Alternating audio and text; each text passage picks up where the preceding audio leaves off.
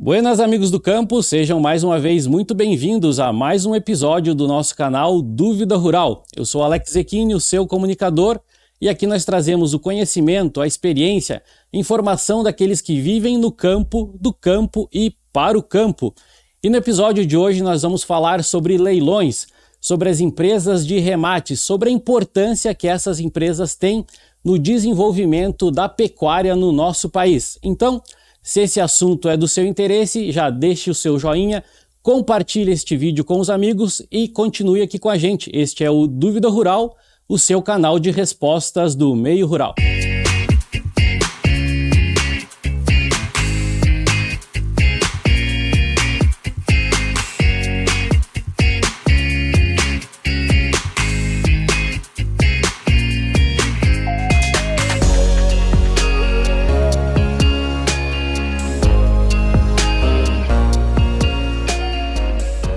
Muito bem, para conversar com a gente hoje sobre leilões, sobre pistas de remates, nós trouxemos aqui a Luísa Camargo, ela que é proprietária da Camargo Agronegócios, é bacharel em Direito e tem mais de 20 anos de experiência na pecuária. Luísa, seja muito bem-vinda ao Dúvida Rural. Oi, Alex. Primeiramente, muito obrigada pelo convite, por estar aqui no Dúvida Rural. Esse programa que já vem fazendo um sucesso gigante, eu tenho assistido alguns episódios, especialmente o do Lauro Martins, alguns dias atrás, meu amigo de infância, muito legal, muito jóia os temas que vocês vêm abordando e que bom que lembraram dos leilões, né? Uma ferramenta tão importante para o agronegócio. É um prazer tê-la aqui, Luísa, porque a gente considera realmente que os leilões, né, que as pistas de remates, elas são muito importantes para o desenvolvimento da pecuária. Então, com isso, a gente gostaria de te dar as boas-vindas e eu gostaria também de te entregar alguns brindes dos nossos apoiadores. Aí, a gente tem aí a erva mate aragana, tem erva mate na versão cimarrona e também moída grossa, e a gente tem também o nosso apoiador, que é o Cicobi Cred Serrana, que é muito mais que uma escolha financeira, e com isso a gente te dá as boas-vindas ao Dúvida Rural. Muito obrigada. Sem apoiadores a gente não vai muito longe, né? Cicobi Cred Serrana, um grande abraço aí, porque são apoiadores também da Camargo Agronegócios. Dão força para a pecuária, dão força para o agronegócio como um todo. O Cicobi é um grande parceiro que a gente tem.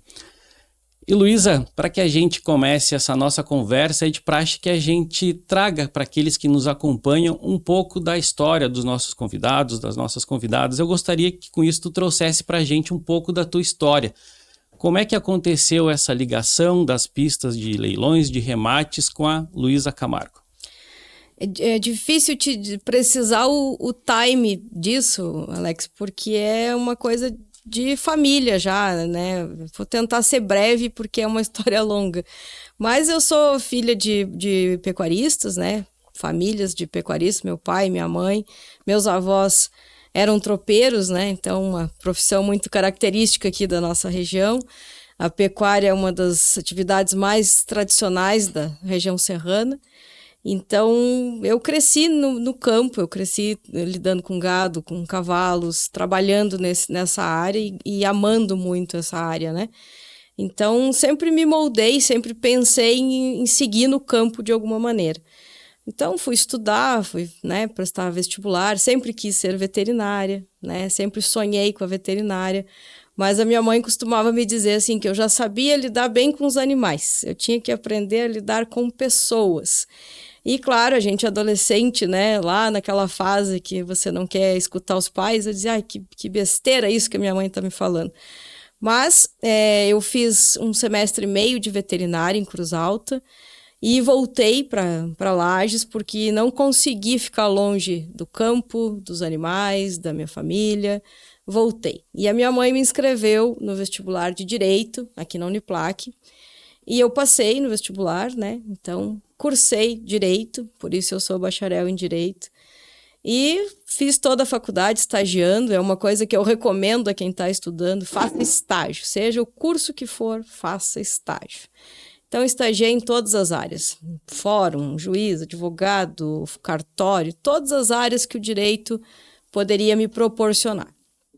E eu ia bem, tudo certo, mas sempre aquela coisa, não, mas eu quero estar no campo, né? Então, quando eu estava quase me formando, eu estava no esteio, né? Eu trabalhava em outras leiloeiras, já como pisteira. Eu sempre estive no meio de eventos, de exposições.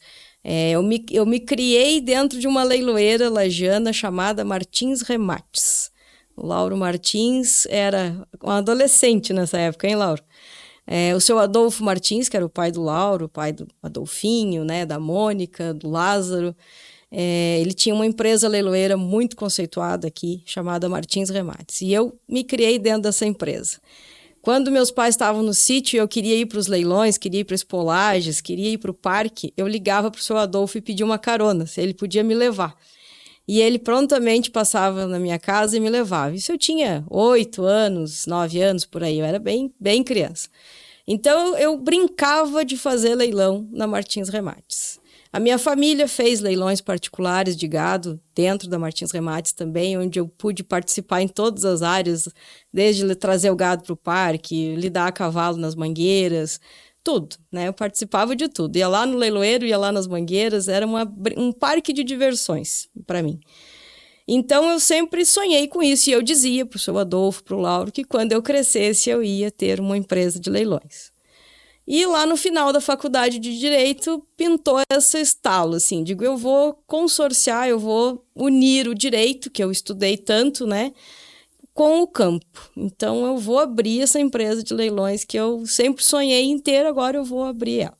E assim nasceu a empresa de leilões, na época, Camargo e Peroni Agronegócio, porque eu tinha um sócio, né, depois, ao longo dos anos, a gente dividiu a empresa e se tornou só Camargo Agronegócio. Resumi. Senão é muito comprida a história.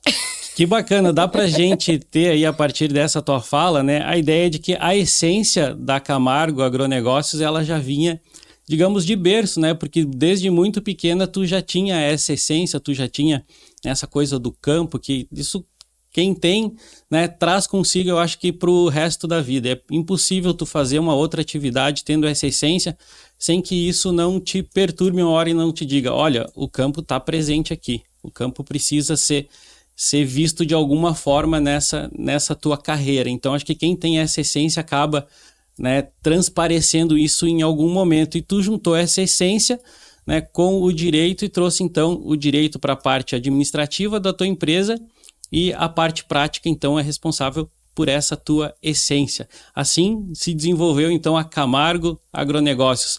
E quando foi que iniciou, né, de forma mais aprofundada, mais profissional, digamos assim, a Camargo Agronegócios, Luísa? Quando que foi esse pontapé? Digo, agora, daqui para frente, a Camargo vai se tornar uma empresa.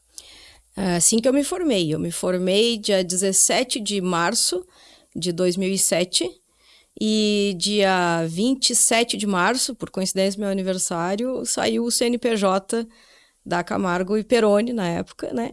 E o nosso primeiro leilão foi uma feira de terneiros em Campo Belo do Sul, pelo Sindicato Rural de Campo Belo do Sul. Na sequência, já feiras de terneiro aqui em Lages, Espolages. Eu já saí no primeiro ano de empresa fazendo a Espolages, que para mim é um evento vitrine muito grande, de muito compromisso. Fazendo leilões particulares também, mas foi uma caminhada. O primeiro ano foram, além da Espolages, foram mais 4 ou 5 leilões durante o ano, né? É uma construção, né? Uma empresa nasce bombando, né? Você precisa ganhar espaço, você precisa construir o teu espaço, você precisa colocar a tua identidade. Então, começou assim. E era uma época onde os leilões estavam um tanto quanto desacreditados, assim. Era uma época que, né, a gente estava numa transição aqui em Lages. Já não havia mais a Martins Remates, né? Já há muitos anos já não tinha mais. Estava uma outra empresa atuando que já estava também parando. E então, assim, as feiras estavam passando por um período de quase congelamento, assim, elas estavam fracas. Um período de vacas magras, digamos assim. Um período de pecuária, de ciclo baixo. Quando eu entrei, o ciclo era baixo, não era um ciclo de alta. A pecuária é cíclica. E era uma época que o ciclo era bem mais longo do que é hoje. Então, era uma época que a feira era um lugar considerado perigoso, onde não vinham bons compradores, onde não se vendia bem, onde se trazia gado para vender e levava de volta para a propriedade, onde havia muito risco. Então, isso foi um desafio muito grande, esse início, né, porque tinha que se mudar esse pré-conceito que se tinha criado aqui na região sobre as feiras. A feira ainda não era um lugar de hábito dos vendedores e também dos compradores, né? Era uma coisa que ainda se tinha um certo receio. E como é que tu vê hoje a importância de uma pista de leilões, a importância de uma leiloeira para a pecuária como um todo? Ela é fundamental. Desde o início, em qualquer reunião que eu for, em qualquer conversa com produtor, com promotor de leilão, eu vou dizer o seguinte: as feiras são balizadoras de mercado. Então, elas dão as tendências de preço, as tendências de cruzamentos mais em alta, elas são uma vitrine. Então, ali o produtor, mesmo não comprando ou não vendendo, ali ele pode ter parâmetros para a sua propriedade. Que raças estão mais em alta, que valores, porque muitas vezes a falta de informação leva você a fazer um mau negócio. E os leilões, eles trazem a informação. Por exemplo, agora, nós estamos no mês de fevereiro. Ainda não começou propriamente a comercialização do terneiro, né? Está começando, assim, mas ainda não começou. Então, ainda está aquilo ali. Quanto vai custar um terneiro esse ano? Só quando as feiras começarem, vai se ter um parâmetro. Não, o terneiro é de tanto a tanto. Por quê? Porque as feiras ditam essa tendência. Então, a importância dos leilões, das feiras, dos remates, tem tantos nomes que a gente pode dar, né? É muito, na minha opinião, o principal é para balizar mercado, para equilibrar mercado, para se ter um preço justo por aquela mercadoria naquele período de alta de venda.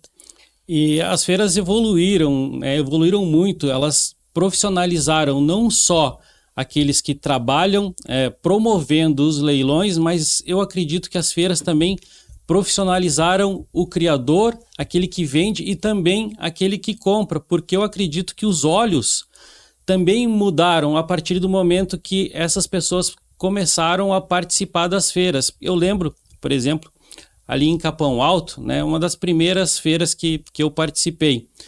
Eu lembro que era uma feira de terneiros e uma das coisas que eu fui observar eram os lotes, né, o padrão dos lotes. E eu digo que profissionalizaram essas pontas porque eu percebia que naquela feira, naquela época, existiam alguns lotes que eu considerava disparelhos, né? Uns lotes com terneiros maiores, terneiros menores, terneiros de um pelo, terneiros de outro. E quando esses lotes iam para a pista, muitas vezes voltavam, não tinha comprador para esses lotes. Então eu digo que a feira também profissionalizou esses olhares porque o produtor, a partir de um momento como esse, ele pensa: o que está acontecendo que os outros produtores vendem e eu não estou vendendo. Então, né, com isso o produtor também pensa: eu preciso modificar a minha forma de trabalhar. À medida que o produtor, né, teve esse olhar, as empresas também tiveram um olhar diferenciado, né? Elas foram se profissionalizando enquanto profissionais, enquanto empresas, né, que promovem os leilões, e os compradores também foram tendo outros olhares. Gostaria que tu comentasse um pouco sobre isso, sobre essa profissionalização, né, desses eventos por parte das empresas, mas por parte daqueles que vendem e que compram também. A pecuária ela evoluiu muito nos últimos anos, a nível mundial, né? É necessário uma eficiência maior a cada ano, né? Então, uma pecuária de ciclo mais curto, não se tem mais tempo de engordar um animal 3, 4 anos. Então, a eficiência tem que ser muito maior. Como que você traz eficiência para a pecuária, né? Melhorando genética, melhorando nutrição, melhorando sanidade, estudando raças, vendo cruzamentos, aquilo que vai trazer uma agilidade de terminação, né? Então, as feiras, elas trazem essa tendência de mostrar as raças que estão nessa crescente, que estão dando esses resultados. Mas eu costumo brincar que as feiras, os leilões, são uma professora dura, uma professora, aquela carrasca, assim, né? Você deve ter tido uma professora difícil, um professor difícil, aquele que puxava na orelha mesmo, mas normalmente aquele que você saía sabendo a matéria dele, né? Aquele que tu mais lembra depois de um tempo, né? Exatamente. Talvez os melhores professores são os mais duros, mas aqueles que tu lembra são justamente esses que foram duros contigo. Exatamente. Eu costumo comparar os leilões, as feiras, principalmente de terneiro, de gado geral, com isso, porque ela vai te castigar na prática, ela vai te ensinar. Não venha com um lote disparelho, não venha com aquilo que você não compraria, não traga para a feira o teu descarte, não traga o teu final, o teu fundo, não, traga a tua vitrine, traga o teu melhor, traga o teu dever de casa bem feitinho. Você tem uma tarefa, produtor. Você tem 364 dias do ano para produzir um bom animal, para você ter 3 minutos dentro de uma pista para você vender ele. Essa é a sua tarefa. Você tem que chegar com a tarefa bem feita. Se você não chegou com essa tarefa bem feita, a culpa não é da professora, a culpa é sua. E o resultado vai ser a nota. A nota é o valor que você vai vender aquele produto. E o que eu quero dizer com isso? Capriche. Porque o animal bom vai ocupar o mesmo espaço de campo, vai comer o mesmo sal mineral, vai ocupar o mesmo veterinário, o mesmo funcionário. Capriche. Porque a feira hoje ela exige isso, uma pecuária eficiente, uma pecuária profissional, porque hoje nós não temos mais na pecuária só o produtor rural, só a pessoa nascida e criada no campo. Hoje nós temos grandes empresários na pecuária investindo, e o empresário que vem de outro setor, que vem de outro ramo, ele vem com números, ele vem com dados, ele vem com estatísticas. Se eu comprar esse boi, se eu tratar com X de ração e vender por X para o frigorífico, vai me sobrar X disso, deu lucro ou prejuízo? Se me deu lucro, eu permaneço. Se me deu prejuízo, eu vou investir em outro segmento. Então, nós que produzimos, temos que saber que a gente tem que entregar o nosso produto para alguém que é muito eficiente, que é o confinador, que é o recriador, o terminador. Para isso, a gente não pode chegar com um terneiro que não responde no coxo, um animal que não vai converter bem, que vai comer e não vai ganhar peso, ou vai demorar muito para sair do confinamento. Então, esse é o dever de casa. Então, eu digo, a feira é uma professora dura, porque se você fez a tarefa bem feitinha, bem caprichadinha, tua nota é 10. Você sai faceiro no final da aula. Se você não caprichou, você não vai sair tão satisfeito. Mas, se você é um bom aluno, aquela tarefa mal feita, ou na minha época, quando a gente recebia uma prova, tinha que corrigir aquela questão que você errou. E a minha mãe dizia, aquela questão que você corrige, que você errou, essa você nunca mais vai errar na vida. Então, aquele que sabe aproveitar, talvez, um mau resultado de uma feira, de um lote, ele olhar aquilo, não, realmente, eu errei ali, eu não devia ter feito isso, eu não devia ter feito esse cruzamento, eu não devia ter botado aquele terneiro naquele lote, o ano que vem eu venho melhor. Né? Ou tem aqueles, não, eu vou continuar teimando. Esse que vai continuar teimando, ele vai teimar, até que ele vai acabar, por consequência, ficando fora de uma coisa que é muito forte, que é essa onda da pecuária eficiente. Você tem que ser eficiente. O mercado está cada vez mais exigente, né? O mercado pede que o produtor seja eficiente e as feiras deixam isso bem claro. Se tu não for eficiente, tu vai sentir isso no bolso, né? Isso tem, de certa forma, selecionado os produtores que participam de feira ou tem feito com que os produtores, né, realmente implantem essa eficiência na propriedade? Como é que tu vê isso? Como é que tu vê isso, Luísa, hoje? Tu vê que os produtores, eles são sempre aqueles mesmos que já participam das feiras? Ou tu vê a cada feira produtores novos chegando, mais gente que quer participar de feira, mais gente que está trazendo seus produtos para a feira?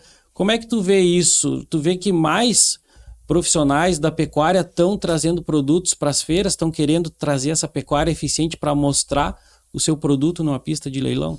Nós temos aquele produtor profissional da feira, aquele que é feirista, a gente chama assim. Ele se organizou para produzir animais para vender em feira, em leilão.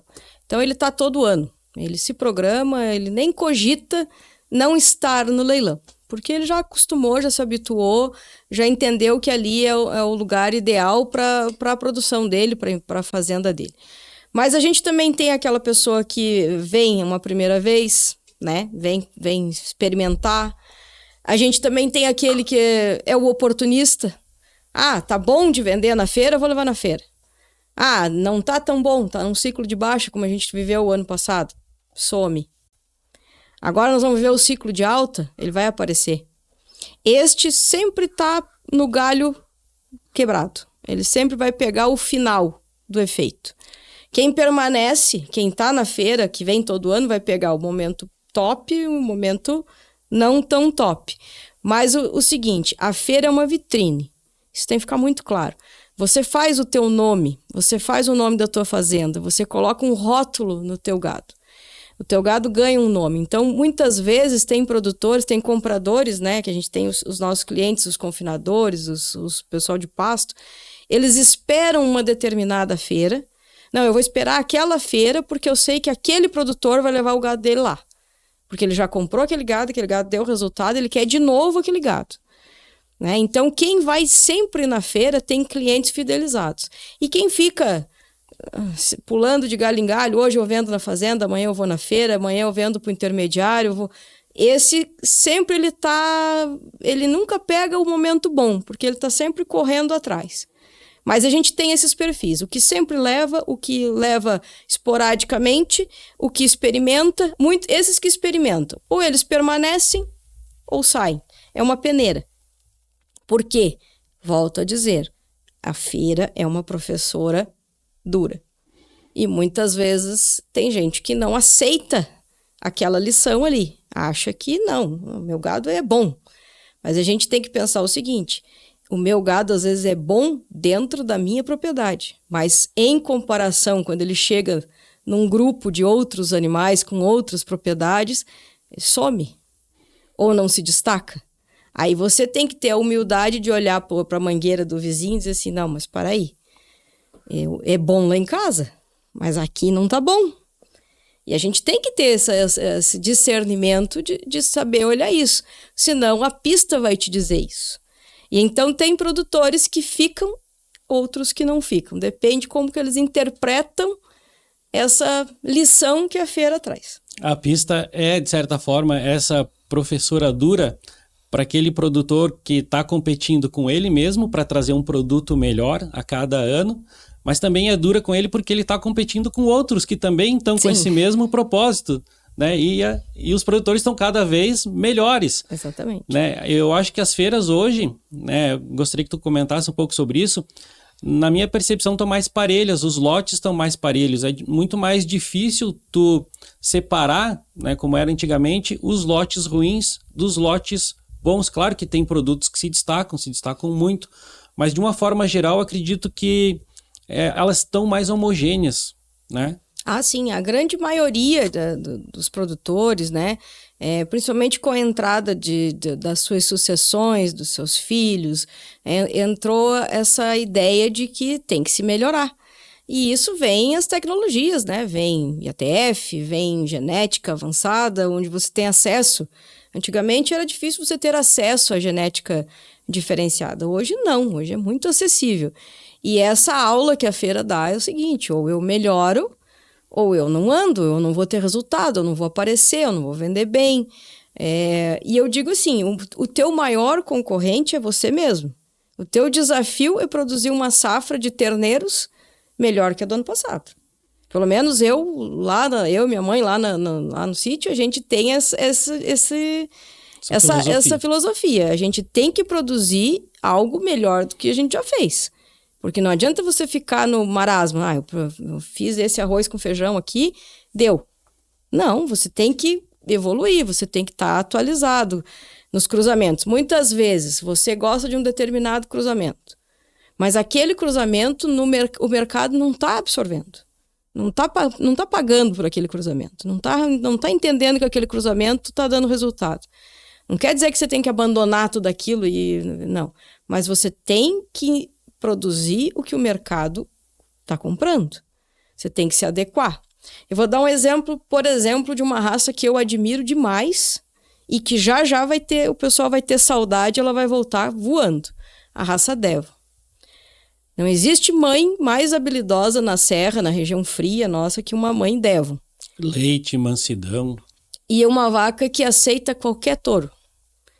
Por exemplo, a gente está na onda do Brangus agora e do Braford. Essa vaca Devon, ela vai aceitar que você insemine ela de um Brangus, vai aceitar que você insemine ela de um Braford, ou que você entore, enfim, né? Como você achar melhor.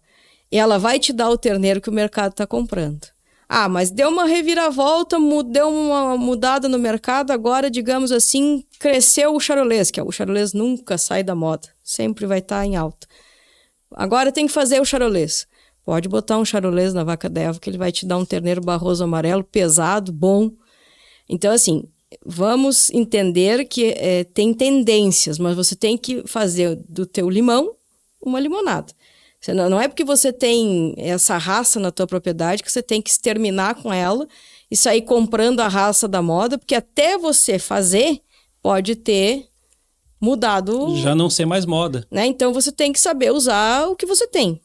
Então isso é uma das coisas que a feira traz. E sim, essa modernização. Hoje a feira, a maioria dos produtores entendeu que é uma vitrine. Que não se traz aquilo que não se compraria. Não se traz aquilo que é descarte. Não se traz o terneiro inferior. E não existe nenhuma propriedade, Alex, que não produza um terneiro ruim. Não existe. Quem fala isso, desculpe, mas não fala a verdade. Toda propriedade vai ter o terneiraço, o terneiro e o terneiro fraco. Normal. O guacho, o terneiro temporão, normal. Mas você tem que pensar o seguinte, lá na vitrine, o que eu quero?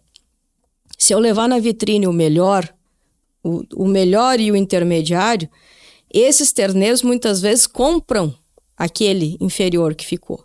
E aquele inferior você acha onde vender ele.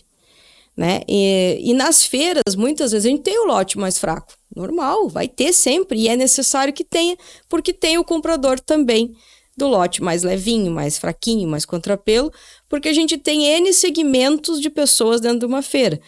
Então é outra coisa. Muita gente, eu prefiro vender meu gado na propriedade. Na propriedade você vai mostrar todo o teu gado para uma pessoa. Na feira você vai mostrar para uma infinidade de possíveis interessados que você não faz nem ideia. Então, onde é melhor? E muitas vezes a pessoa fica com receio. Bom, eu não vou levar para a feira porque talvez o meu gado não vá bem. Mas talvez aquilo seja o que alguns produtores estão procurando, né? Eu acho que tu levar o teu gado na feira, como tu falou, é uma vitrine e, como tu falou, tem vários compradores, tem vários nichos ali, né? Cada comprador tem a sua destinação e eu acho que vale a pena tu colocar o teu produto até para que tu saiba aonde tu deve mudar, né? Aonde tu deve mexer. Se o teu produto tá bom, se o teu produto não tá, aonde tu tem que mexer. E eu gostaria que tu trouxesse para a gente um pouco disso, porque muitas vezes, né, chega um produtor lá na feira com um caminhão de terneiros, com um caminhão carregado e esse gado desce e vai para a parte. Eu gostaria que tu comentasse um pouco sobre o teu olhar nessa hora do aparte, porque, como tu falou, a padronização dos lotes é o que vai dar reflexo no bolso do produtor. Eu gostaria que tu trouxesse um pouco para a gente como é que tu trabalha nesse sentido, como é que é o teu olhar à medida que descarrega um caminhão de gado lá e tu passa para apartar esse gado e determinar esse lote vai ser formado por esses animais, esse lote por aqueles. Como é que tu vê, Luísa, os melhores lotes, como é que tu aparta? Bom, essa é a parte mais divertida, na minha opinião, que é a parte do recebimento dos animais, onde a gente lida com os animais, né? Para mim é o melhor. É o dia que eu mais tenho prazer em estar trabalhando no leilão, é o dia de formar os lotes. Porque a cada feira, a cada leilão, chega... Os nossos leilões trabalham com 500 cabeças, de 300 a 500 acima, né? Então é muito gado para você estar apartando. Então você começa a ficar com o olho afiado, né? Mas a função da leiloeira é tornar o lote o mais comercial possível. E às vezes o lote comercial não é aquele que o vendedor imagina que é. Porque o vendedor, muitas vezes, ele chega com o gado dele ali e ele olha para o gado dele com um olhar de proprietário. Esses terneiros aqui paravam naquela invernada, são filhos daquele touro. Eu queria que os filhos desse touro ficassem todos num lote só. Eu queria que aquelas terneiras, filhos daquele outro touro, formassem um outro lote. Para a gente que está ali formando o lote, a gente está uma folha em branco, a gente está limpo dessa informação. A gente não tem essa memória que o vendedor tem. Claro que isso é muito importante, a gente tenta alimentar com o máximo de dados possível os lotes de quem que é filho, DEPs e tudo mais, a gente tenta informar.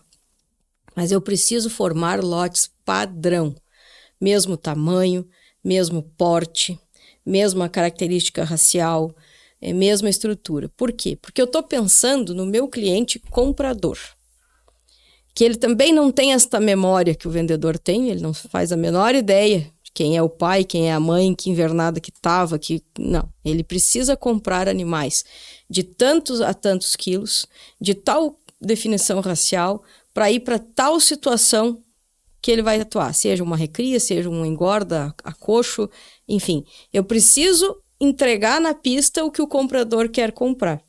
Então, eu preciso lapidar esse gado para que ele fique comercial. E muitas vezes, como eu disse, esse conflito existe, porque o jeito que o vendedor queria formar o lote não é o jeito que o comprador talvez queira comprar. Então, ali a gente tem que fazer um equilíbrio para tornar o lote o mais homogêneo possível, o mais comercial possível. Os maiores com os maiores, os médios com os médios, os menores com os menores, pelagem. Eu ainda, às vezes, apuro mais mocho e aspado, brasino de vermelho. Quanto mais critérios você colocar, mais padrão você consegue imprimir. Mas também não adianta fazer um lote muito pequenininho. O comprador não gosta de lote pequeno. Então, a gente costuma dizer que são lotes de 8 a 12, até 15 animais, conforme o peso, é o ideal. Por quê? Porque você também tem que pensar na comodidade do comprador que precisa formar uma carga. Então, você tem que saber que um truque vai X terneiros, uma carreta vai X terneiros, um caminhão 3/4 vai X terneiros. Por exemplo, um lote com 15 terneiros é um 3/4, é uma carga.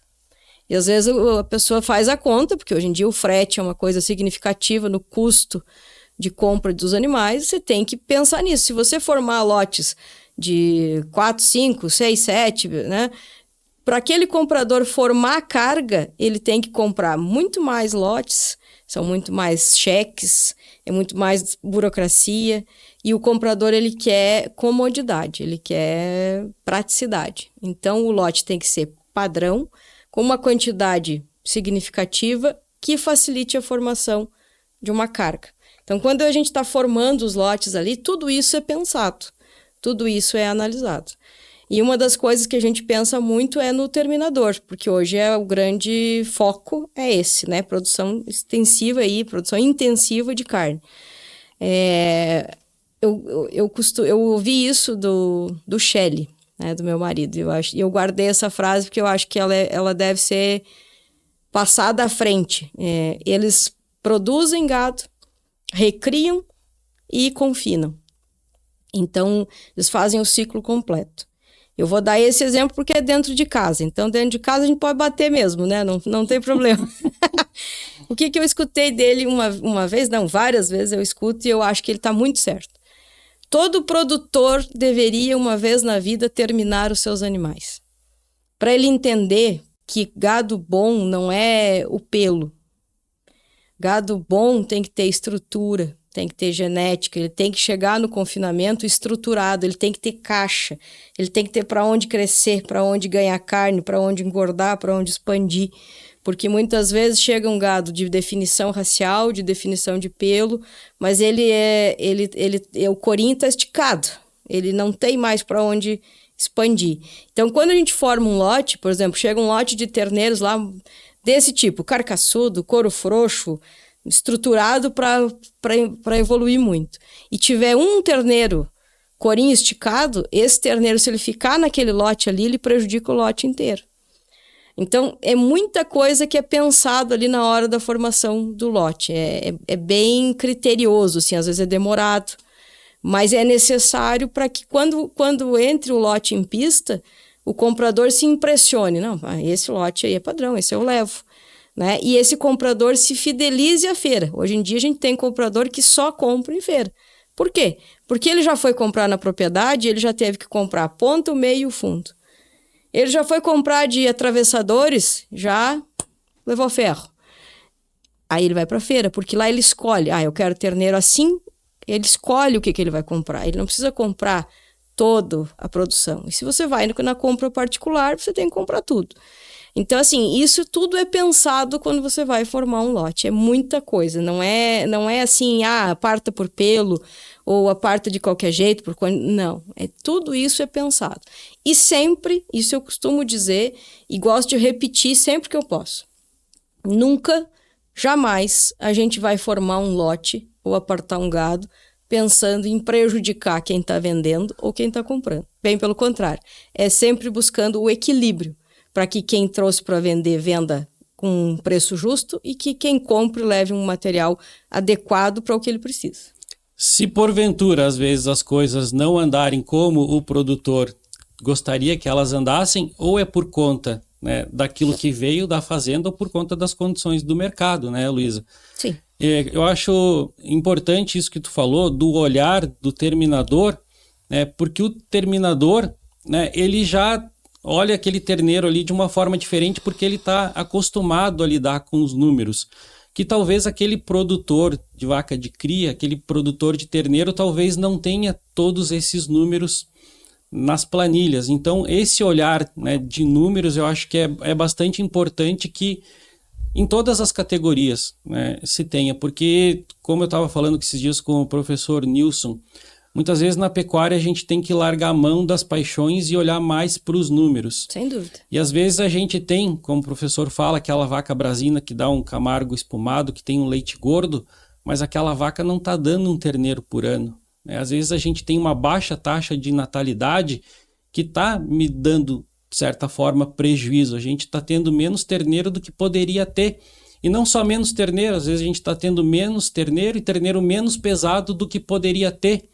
E hoje, nesse mundo de informações, nesse mundo de tecnologia, hoje tu tem informações de como suplementar melhor um terneiro, de como fazer com que esse terneiro chegue melhor numa pista de remates, né? Hoje, muitos produtores já lançam mão dessas tecnologias, já implementam na sua propriedade para chegar com o melhor possível, para chegar com um terneiro, como a gente fala, embalado no sentido de já pronto, né? Já acostumado com um coxo, para que aquele que termina, aquele que mexe com os números, olhe para esse terneiro. É isso que eu quero.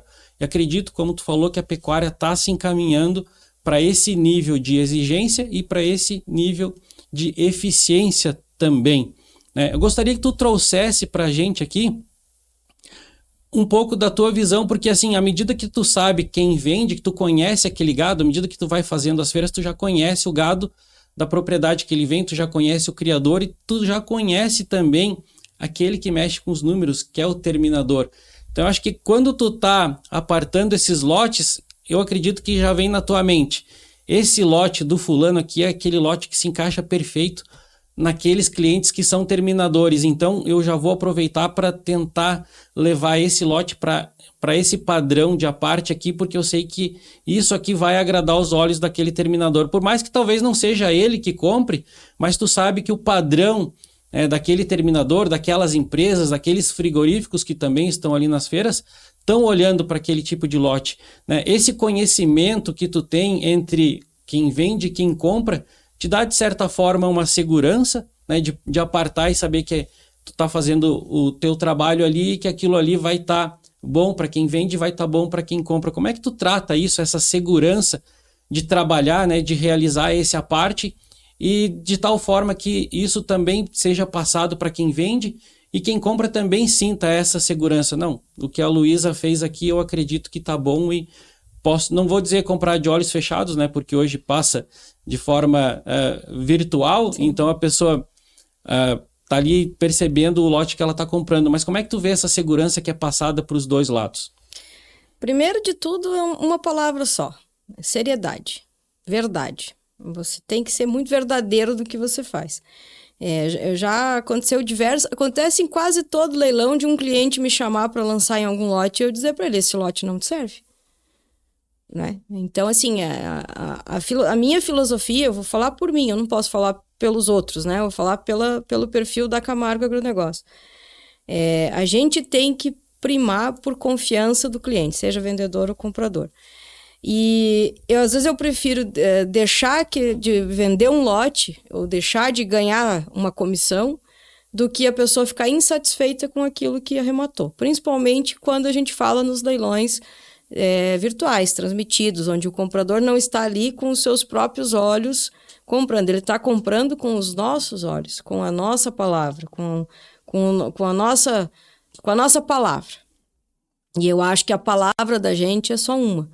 E é uma coisa muito difícil de você ter e muito fácil de você perder. Então, sim, quando a gente está formando os lotes, tanto eu quanto a equipe, não, vamos ser bem claras, eu não faço sozinha, não. Eu tenho uma equipe junto comigo, né, maravilhosa, que já pegou o perfil e o padrão de aparte. Hoje em dia, graças a Deus, pelo volume de leilões que a gente faz, muitas vezes eu não estou nos recebimentos, está a nossa equipe, e eu tenho pessoas da minha extrema confiança que formam os lotes, que apartam do mesmo jeito que eu gostaria que fossem apartados, porque a gente criou um padrão de aparte. E sim, quando a gente está apartando, a gente está pensando no comprador. E sim, a gente já começa a avisar. Fulano, aqui hoje tem volume de terneiro, volume de novilho, volume de vaca que você precisa. Porque esse cliente ele também nos avisa. Olha, eu quero comprar tal raça, eu quero comprar tal categoria. Eles vão nos avisando, vão nos pedindo, vão nos encomendando e a gente vai avisando. Então, existe muita comunicação. E é uma comunicação interna, onde eu converso muito com nossos clientes por celular, por WhatsApp.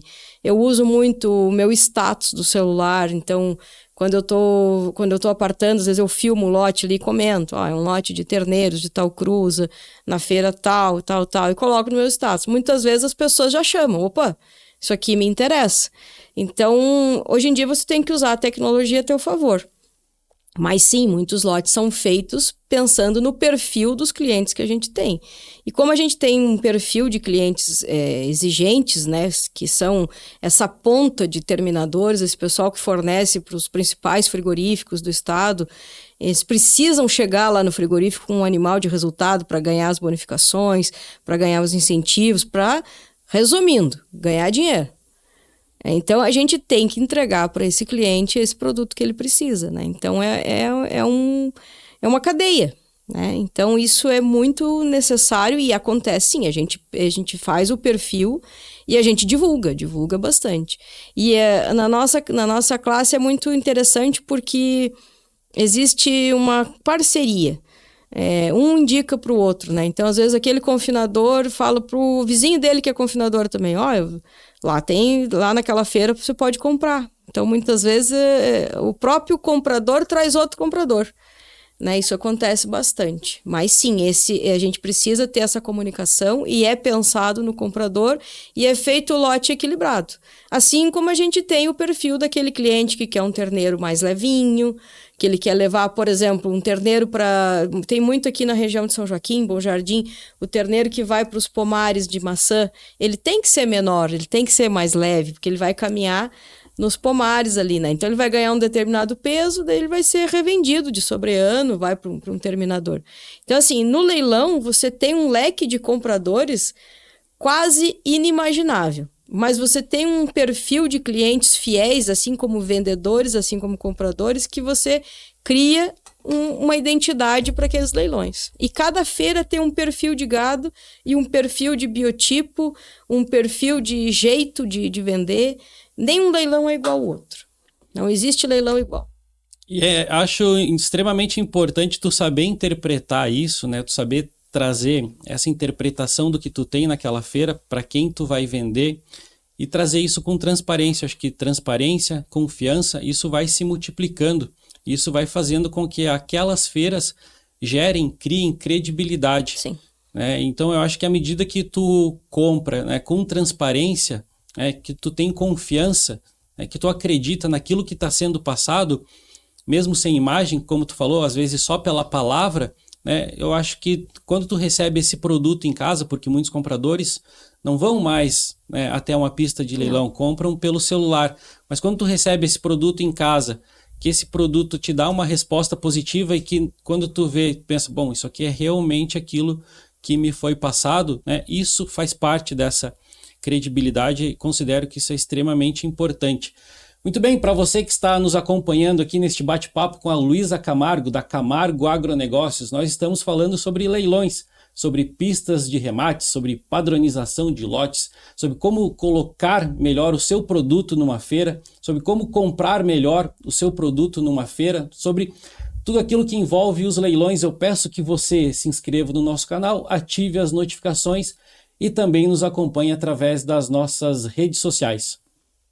E Luísa, falando em tecnologia, né, falando em eficiência, as pistas mudaram muito de um tempo para cá, né? Por conta da pandemia, elas tiveram que se modificar, se modernizar, tiveram que ter alguns comportamentos que antes não tinham, tiveram que aderir a certas tecnologias que acredito que antes não tinham ou que eram ainda não tão eficientes. Como é que tu vê essa mudança? O que é que mudou de uns tempos para cá nas pistas de leilões, nas pistas de remates, que envolve a tecnologia? Como é que tu percebeu isso? Como é que tu trata isso hoje? Eu trato isso hoje pensando assim, por que a gente demorou tanto? Por que precisou vir uma pandemia para a gente colocar a tecnologia nos leilões de uma forma tão acentuada, né? Os leilões transmitidos já acontecia. Aqui, eu, por exemplo, na época da Martins Remates, uma vez eu fui pisteira de um leilão para o Canal do Boi, né? Na pista que hoje é a Carlos Lopes, era um lonão de circo que foi montado para um leilão de elite da raça pardo suíço. Márcio Pamplona aí deve estar assistindo, era um dos vendedores, um dos criadores, isso há 30 anos atrás. Então, a transmissão do leilão é uma coisa que já vinha de muito tempo, mas não era tão valorizado. Por quê? Pela cultura, pela tradição de se ir ao leilão, de se estar presencialmente ali, fisicamente ali. Então, mas acontecia muito, né? Na região de Mato Grosso, São Paulo, já era muito para frente isso, né? Mas para nós aqui chegou como um divisor de águas na pandemia, onde a gente estava em pleno início de temporada de leilões, era março, né? E o Brasil parou, né? Fechou tudo, parou tudo, não se podia nem sair na rua, né? E aí foi aquele desespero, né? Tinha produtor que me ligava chorando. O que eu vou fazer? O que eu faço? O que eu vou fazer com o meu gado? Como é que eu vou vender? Não vai ter a feira, e chorando. E eu disse, mas gente do céu, não pode, né? A gente tem que ter um jeito de resolver isso. E aconteceu uma coisa muito interessante no ano de 2019, que eu vou ser eternamente grata a uma pessoa que eu intitulei de meu pai da pecuária, Ivo Tadeu Bianchini. O seu Ivo fazia os leilões particulares dele sempre, né, da Cabanha São Luís, né, um médico veterinário. Eu digo que ele era um homem à frente do tempo dele, ele sempre estava pensando muito à frente. E ele fez o leilão dele em 2019, e quando terminou o leilão foi muito bem, vendeu tudo bem. Ele fazia o leilão presencial, almoço, leilão durante a tarde, né, já fez na propriedade, ultimamente fazia aqui no parque. Quando terminou o leilão, ele disse para mim, ano que vem, que seria 2020, você vai fazer o meu leilão virtual. Eu parei, olhei para ele e digo, esse velhinho tomou um uísque a mais essa tarde aí, só pode, né? Digo, mas seu Ivo, virtual, não tem por que fazer o seu leilão virtual, né? Isso não existe para nós aqui, isso é lá no Mato Grosso, lá no Mato Grosso. Hoje a gente diz ali no Mato Grosso. Digo, sei lá, no Mato Grosso, lá em São Paulo, aqui, isso não vai funcionar. Sem falar que quem imaginava que em 2020 viria uma pandemia também, né? E ele olhou para mim firme, ele disse assim, o meu leilão em 2020 vai ser virtual. Vá atrás, ligue para essas empresas que fazem leilão virtual, estude, descubra como que faz, vá ver quem que transmite, quem que filma, o que precisa, quanto custa.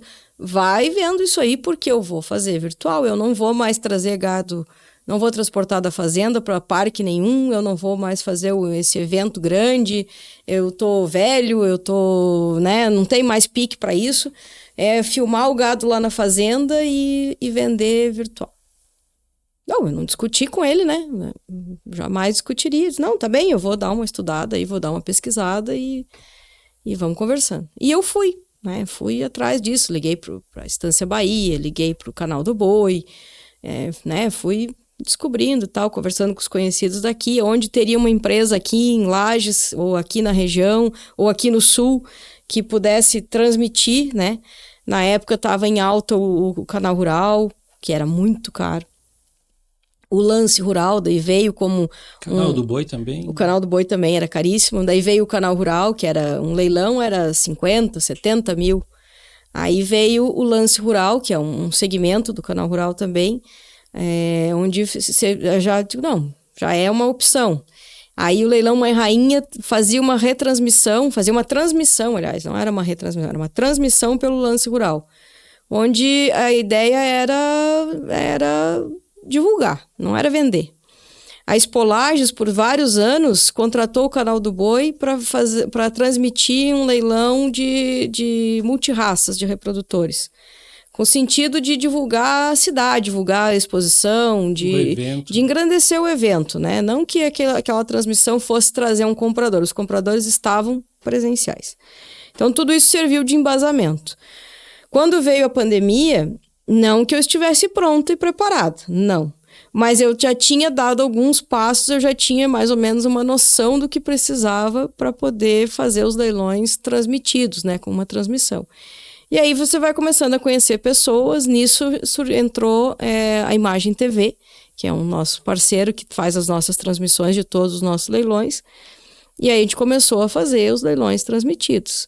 Volta e meia, eu assisto o primeiro leilão transmitido e eu fico assim, meu Deus do céu, né? Quanta coisa amadora que foi feita, né? Provavelmente você, quando assiste o teu número 1 aqui da Dúvida Rural, deve pensar, nossa, né? O tanto que já evoluiu.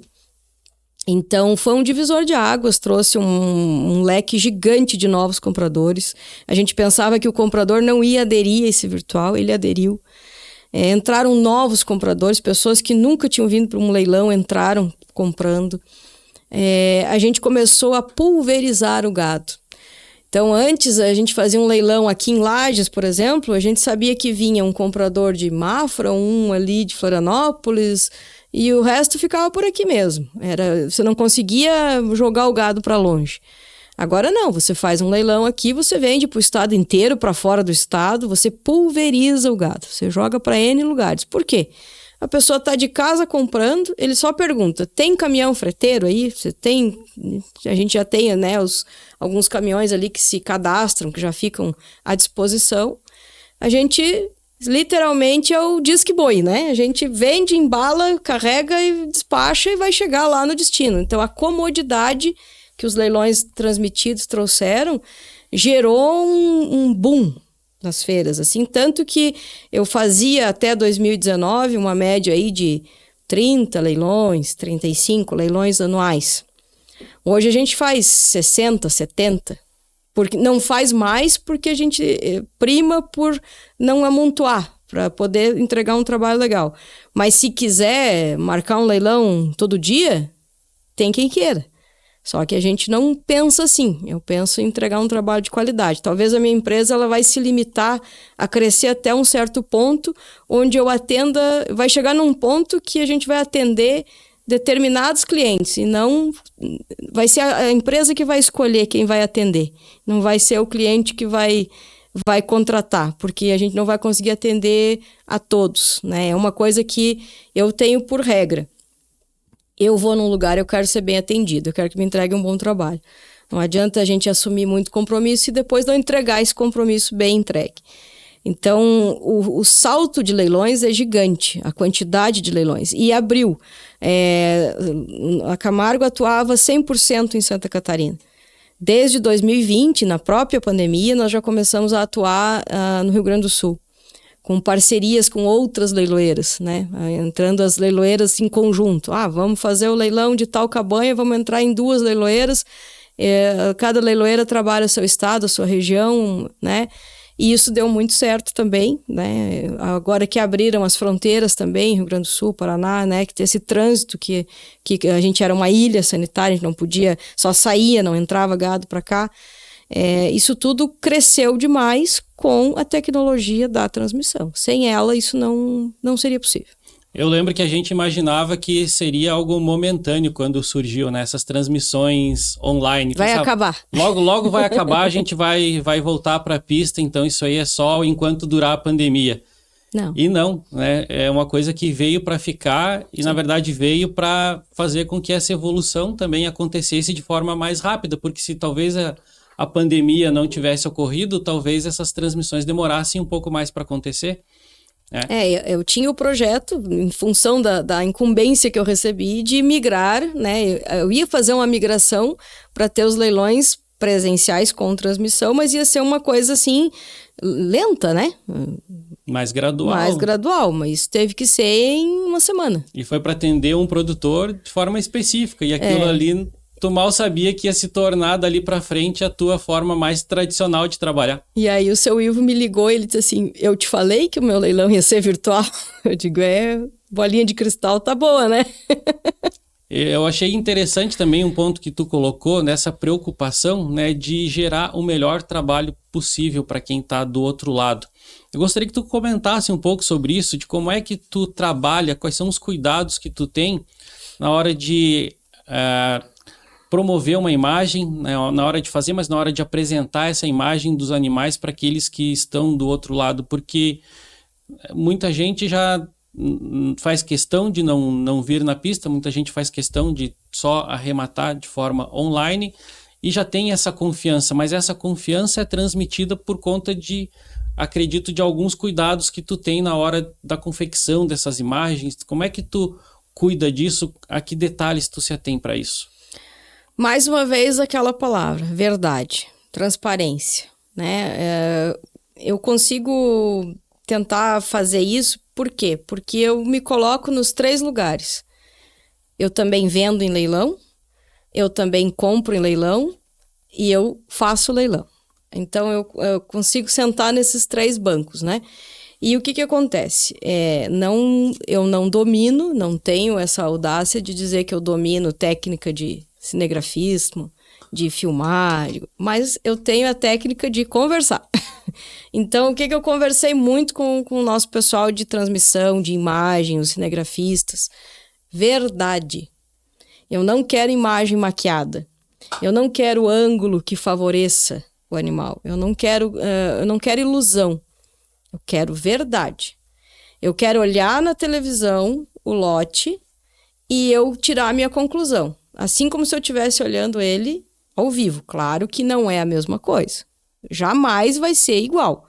Mas a gente tem que se aproximar o máximo possível de ser isso, de ser como você estivesse vendo com os teus olhos. Então não pode ter maquiagem. Tem que ser real. Um lote de gado bom, ou um indivíduo bom, ele é bom em qualquer ângulo. Mas a gente sabe que tem ângulos, tem macetes, tem técnicas de você mudar um animal, mudar o perfil, aumentar, diminuir e tal. Então, isso eu sempre conversei com o nosso pessoal de imagem. O máximo de transparência possível, o máximo de cuidado na imagem, na apresentação, na visualização. Mostrar o animal inteiro, não só partes dele, sempre mostrar inteiro, né? Claro, alguma cena ou outra, tudo bem, mas de preferência mostrar tudo. Muitas vezes, quando a gente está ali no recebimento, eu peço para anotar nas observações. Por exemplo, um lote de vaca de cria. Tem uma vaca com teto seco. Anota aí. Tem uma vaca com teto seco. E o leiloeiro vai dizer, durante a venda, aqui nesse lote tem uma vaca tal ali, aquela barrosa pampa ali, tem o teto seco. Por quê? Porque eu não quero que chegue lá na tua propriedade e você diga assim, chegou uma vaca aqui, tem um defeito de teto aqui e ninguém falou. Né? Então, isso a gente tenta fazer. Eu quero que o comprador se sinta confortável. Assim como quando eu comprar, eu também quero me sentir confortável, de não chegar uma surpresa negativa quando descer do caminhão, né? Então, essa verdade tem que ser muito bem passada. Verdade gera confiança. Confiança e credibilidade. Então, isso é uma das coisas que a gente é muito exigente, chega a ser chato. Mas é melhor ser chato do que não ter credibilidade, não ter essa confiança. Assim como quando você vende, às vezes a pessoa que está vendendo, mas não precisava falar que a vaca tinha um teto. Né? Precisava, porque amanhã você vai vir aqui comprar também. E você vai querer saber. E você vai querer saber. E aí, se você não souber, você vai dizer, mas você não me avisou que tinha um problema. Então, o jogo é igual para os dois lados. A transparência tem que ser igual. Então, isso é uma das coisas que a gente faz com muito crivo, assim, né? Claro, às vezes passa alguma coisa, pode passar.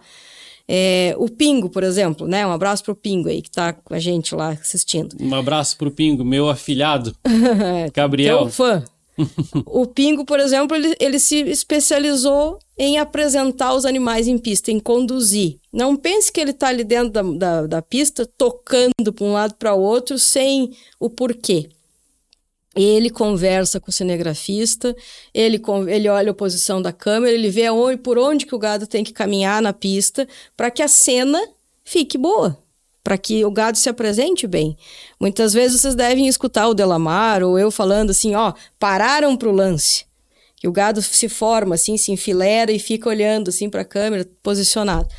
Mas não aparece, mas às vezes ele está de joelho na frente do gado ali, fazendo um bichinho para o gado se arrumar para fazer uma cena bonita.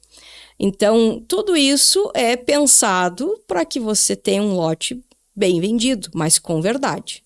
Nada de maquiagem. E isso que tu falou, né? Eu considero extremamente importante que verdade, transparência, credibilidade é o que dá a perenidade para o negócio. Tu só consegue ser perene se tu apresentar essa verdade. E às vezes isso não aparece para quem está do outro lado, né? A posição do pisteiro, por exemplo, isso que tu falou, né? Do Pingo às vezes está ajoelhado, mas não só de estar ajoelhado para que o gado se apresente, mas saber se colocar na mangueira, né? Ter esse tato de campeiro, né? Ter essa capacidade de saber que conforme o lugar que ele se coloca, o gado vai agir de tal forma, o fluxo vai mudar conforme ele estiver posicionado. Eu acho que isso também, né, traz para ti uma certa confiança, que é a capacidade de ter na tua equipe bons profissionais que entendam da parte campeira, né? Porque, como a gente estava falando, na pista, né, poucas coisas aparecem para quem está do outro lado e muitas coisas são realizadas por trás, né? Tem muito trabalho que acontece nos bastidores que não aparece. Eu gostaria que tu trouxesse um pouco disso para a gente, né?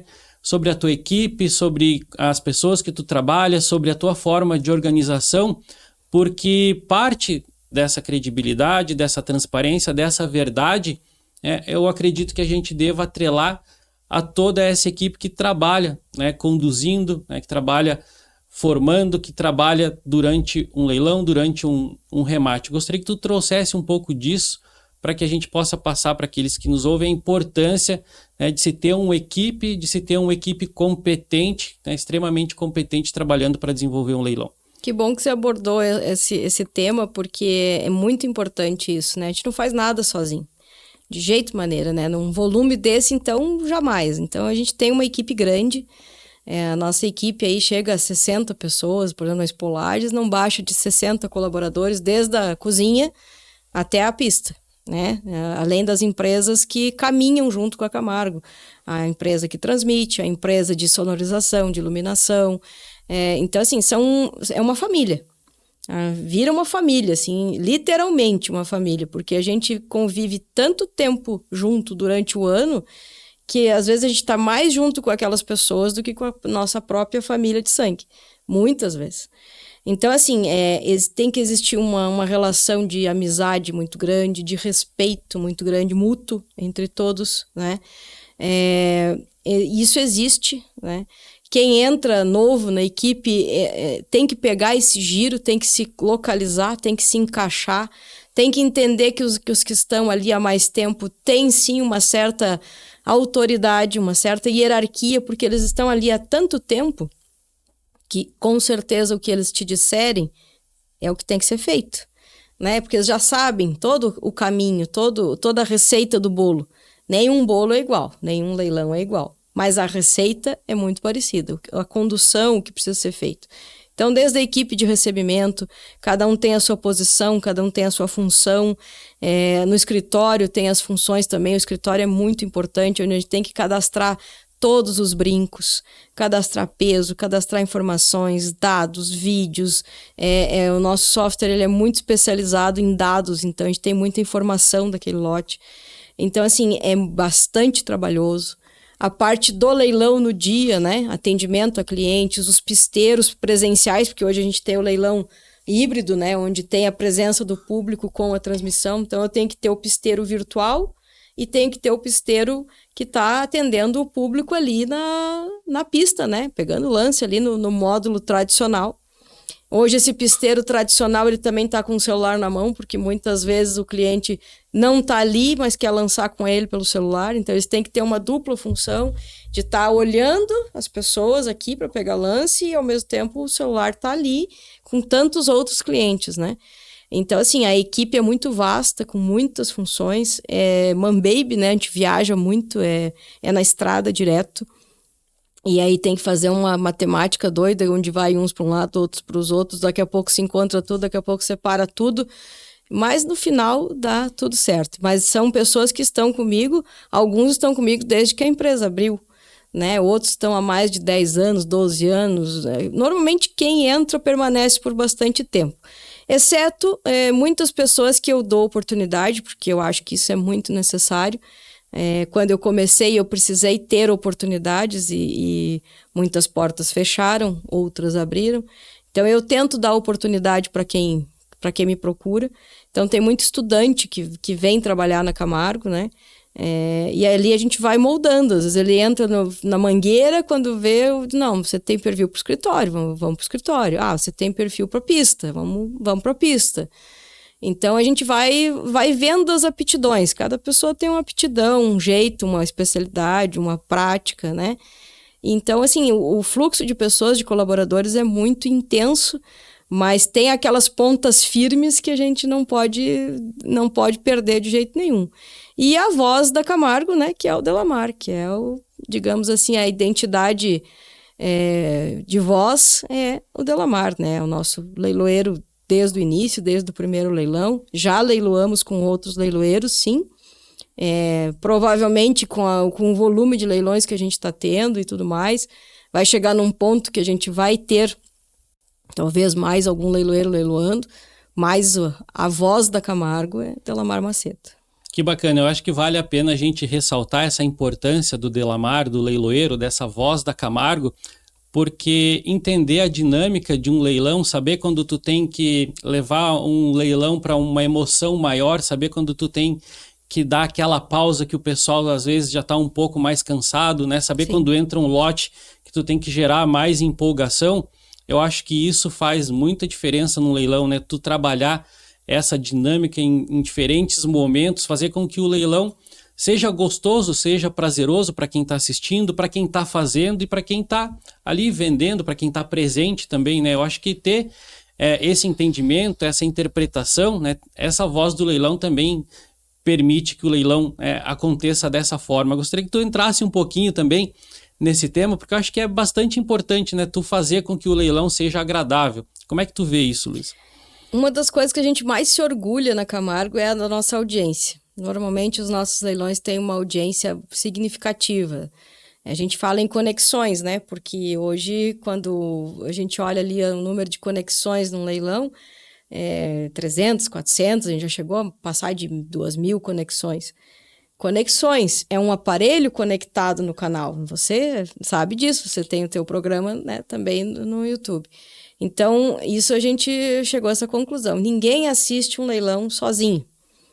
Então, no mínimo, você está em 2 pessoas, né? Para uma conta de padaria, 2 pessoas. Então, 400 conexões são 800 pessoas te ouvindo e te assistindo. Então, isso é uma coisa que a gente leva com muito orgulho, assim, as audiências, porque não adianta você fazer todo esse bastidor, você cuidar da imagem do gado, você ter um bom leiloeiro, uma boa voz, você está bem vestido, você está bem preparado, você está bem arrumado, se não tem ninguém te vendo. Ou tem 10 pessoas te assistindo. Não, você precisa ter audiência, porque imagina o quanto reverbera isso, né? Eu não tenho noção até onde pode chegar. Às vezes tem gente que se comunica com a gente, tá em outros países, e são ligados à pecuária, são parentes de produtores, mas estão fora do Brasil, estão assistindo. Então, a gente tem um compromisso, uma responsabilidade muito grande de se apresentar bem, de conversar, de tornar o leilão agradável de se assistir. E não aquela coisa mecânica, né? Tá, bate. Bate. Não, você tem que conversar. Um diferencial do Delamar como leiloeiro, além da voz dele, que é espetacular, além da capacidade dele de aguentar 5 horas de leilão ininterruptos, que não é fácil ficar falando no ritmo que ele fala, garganta e tudo mais, né? Ele é um médico veterinário. Então, o conhecimento dele, né, dentro do lote de argumentação, o poder de argumentação dele fica bem mais embasado.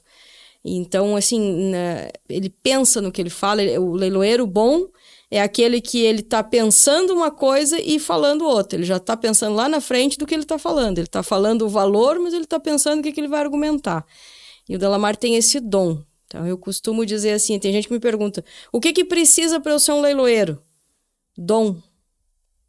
Só isso. Ou tudo isso. Dom. Não basta você fazer uma carteira de leiloeiro na instituição que precisa fazer, não basta gerar todo... Você pode até fazer tudo isso, mas não quer dizer que isso te tornou um leiloeiro. Então, muita gente pergunta para mim, por que a Luísa não leiloa? Por que eu não bato o martelo? Porque eu não tenho este dom. O meu dom é outro. O meu dom é estar ali no leilão de outra forma, mas não batendo o martelo. Então, a gente tem que saber as suas aptidões. E uma coisa que a gente tem um orgulho, eu tenho um orgulho imenso, eu vou puxar essa para mim, as crianças. Eu fico maravilhada, eu me emociono demais, porque eu sou mãe, com as crianças assistindo os leilões. A comunicação delas com a gente, o brilho no olhar de uma criança que vai num leilão, que pede para os seus pais para ir lá conhecer a Luísa, conhecer o Delamar, conhecer o escritório, aí ganha um boné, ganha uma coisa, a felicidade das crianças, o quanto que eles adoram os leilões. É muito legal isso, porque a criança é espontânea. Ela não é falsa, ela não tem interesse, ela não está nem aí para o preço, para o valor, para o faturamento. Ela está ali se ela gostou. O sentimento dela é puro. É puro, é verdadeiro, limpo. É limpo. E é muito legal, assim, porque as crianças vêm para os leilões ou assistem, fazem os pais assistirem. Muitas vezes os pais dizem, eu nem lembrava que tinha feira, o meu filho fez eu ligar porque estava entrando no ar uma feira, fui assistir porque o meu filho ligou. Outra coisa, a tecnologia, né? As pessoas de mais idade, não sei ligar no celular, não sei me conectar no YouTube, não sei conectar... Às vezes ligava no meio do leilão, o cliente, como é que faz para ligar a Smart TV? Como é que faz? Não sei o quê. O senhor não tem um neto aí, um filho, uma coisa assim, 20 anos abaixo aí? Tem, chame que é papo figou. Então, isso trouxe a família para os leilões. E quando a família veio para o leilão, às vezes aquela esposa, aqueles filhos que não estavam nem aí para aquele patrimônio, para aquela coisa que um dia vai ser deles, agora se interessa, porque o leilão se tornou um atrativo. Tem um cliente nosso, o Adilson Banac, um abraço para ele, Agropecuária Iraci, de Mafra. Ele diz assim, que os leilões são como uma novela. O dia que não tem, ele não sabe o que assistir, porque não tem o que assistir. Então, esses dias ele me ligou. Comece de uma vez esses leilões porque não tem o que assistir. Né? Então, virou um programa da família. Isso é uma coisa que eu me orgulho demais, assim, porque é uma coisa que eu defendo, a continuidade. Nós só vamos ter produtores rurais, nós só vamos ter campo, nós só vamos produzir carne, comida, agricultura, se os nossos continuarem. Nós já passamos, nós já estamos do meio para frente. Se a gente não incentivar os nossos pequenos a permanecerem no campo, a amarem o campo, a quererem estar no campo, como um dia eu fui estimulada, talvez sem querer, foi uma coisa normal, mas sem esse estímulo, talvez hoje a gente não estava aqui, você não estaria trabalhando com o que você saiu, girar o mundo e voltou, que é a essência do campo. Estimulem os seus filhos a estarem no campo. Compre um cavalo para o teu filho. Compre um cachorro, compre uma vaca para o teu filho. É o melhor investimento que você pode fazer, porque ele vai cuidar, ele vai amar, ele vai querer ter mais, ele vai querer cuidar, ele vai querer administrar, ele vai querer fazer. E eu acho que a gente tem que ter orgulho do campo. Teve uma época que a gente tinha vergonha de dizer que era o que morava no sítio, ou que o pai era do sítio, que a mãe era do sítio. A gente tem que estufar o pé e dizer, eu sou do campo, com muito orgulho. E me agradeça, senão você não almoça hoje. Nem janta, nem toma café da manhã. Então, a gente tem que estimular. E eu adoro quando eu vejo as crianças nos leilões. Era motivo de bullying na minha época de escola, sabe? Olhavam para alguém assim e diziam, ó, aquele lá é o Jeca do sítio. Né? E hoje a gente pode bater no peito e dizer, realmente, eu tenho orgulho de ter essas raízes, de ter vindo do campo, de fazer parte disso. E como eu estava falando esses tempos com o Dr. Vinícius, a sucessão, que é isso que eu estava falando, ela não acontece só quando tu passa o bastão, ela acontece muito antes. Sim. Ela acontece lá, né, quando a pessoa é criança, que ela está sendo estimulada, como isso que tu falou, né? Tu fazendo com que ela se estimule quando criança, com que ela tenha esse contato, né? Tu já está promovendo a sucessão familiar, e é aquilo que vai dar continuidade para o teu negócio. Não é só quando tu já não tiver mais forças que tu vai dizer, olha, agora é contigo. Muitas vezes tu vai imaginar que aquela pessoa tem essa vontade, mas talvez ela não tenha porque não foi estimulada. Eu acho que esse papel, como tu falou, dos leilões, reunindo a família, está promovendo uma sucessão familiar também de forma sadia, né? Está promovendo com que o negócio lá na propriedade também se torne um negócio perene, né, Luísa? Sim, sem dúvida. Isso é uma coisa que eu acho que é acima de números, acima de estatísticas, é uma coisa futura. É uma coisa que daqui 10, 15, 20 anos a gente vai estar de cabelo branco vendo que valeu a pena. Eu já vejo isso porque eu já vejo pessoas que começaram bem menores, hoje já são profissionais, né? Já estão atuando. Mas é muito legal ver essa entrada da família no cenário dos leilões, da propriedade, esse envolvimento maior, porque antes, muitas vezes, era só o patriarca, era só o chefe da família ali, só o homem, vamos falar já a grosso modo, que se envolvia ali com o negócio, com a compra, com a venda e tal, né? Hoje em dia não, hoje em dia tem esse envolvimento maior e eu acho que isso é muito positivo.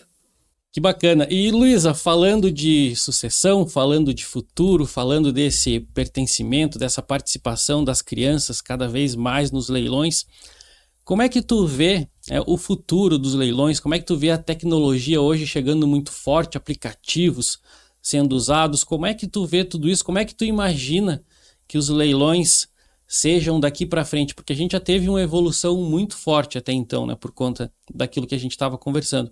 Mas eu acredito que essa tendência ainda permaneça. Como é que tu vê o futuro dos leilões? Como é que tu vê essa nova jornada que vem pela frente? Eu acho que com a vinda cada vez mais dos jovens, né, para dentro do agro, eu acho que isso é muito positivo e muito necessário. Com certeza, inovações vêm pela frente, né? A tecnologia todo dia está se atualizando, se modernizando. O nosso mundo está cada vez menor, né? Cada vez mais perto uma coisa da outra pela tecnologia. Então, sendo para somar, ela é muito bem-vinda, né? Eu acho que ela vai vir. Mas a gente também não pode deixar de reconhecer e entender a essência dos leilões, que a presença, o leilão presencial, tem um valor gigante.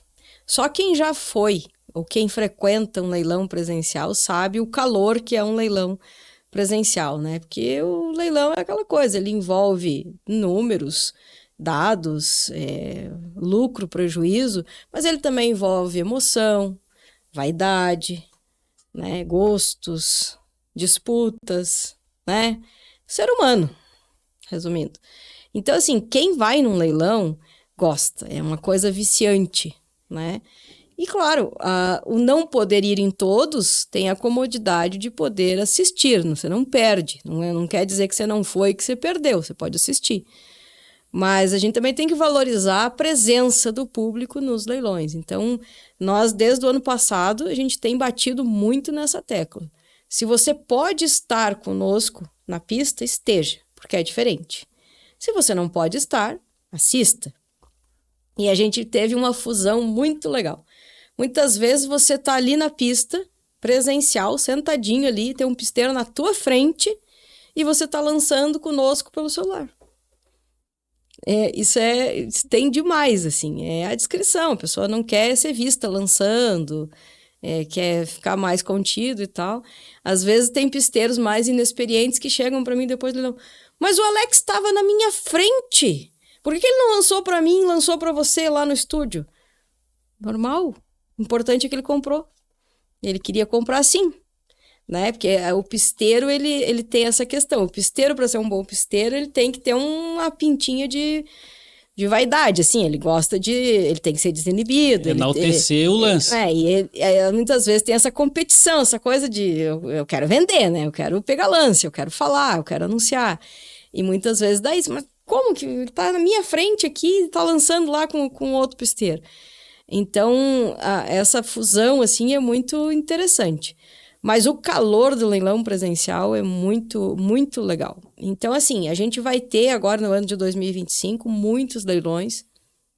A gente já está com mais de 60 leilões confirmados e leilões nascem, leilões são criados durante o ano todo. Então, a gente deve bater aí os 70 leilões esse ano de novo.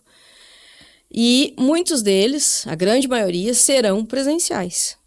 Tá? Serão abertos, 100% abertos ao público. Então, você que puder estar no leilão, esteja. Se você não puder, claro, não pode ir em todos, né? Mas aí você vai assistir. Mas estar no presencial é diferente.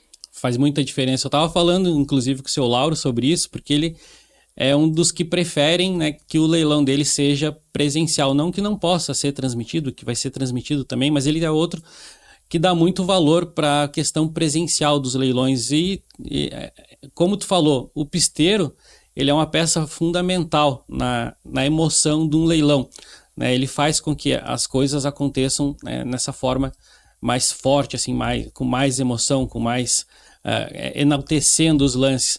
E eu acredito também que muitas pessoas, elas se posicionam numa pista conforme o local em que o pisteiro está posicionado, né? Porque elas sentem aquele carisma com tal pisteiro, com tal pisteira, que eu acredito que muitas vezes o lance também só acontece porque ela está ali na frente e se identifica com aquele pisteiro. Perfeito. Né, Lisa? Sim, isso as pessoas escolhem os seus pisteiros.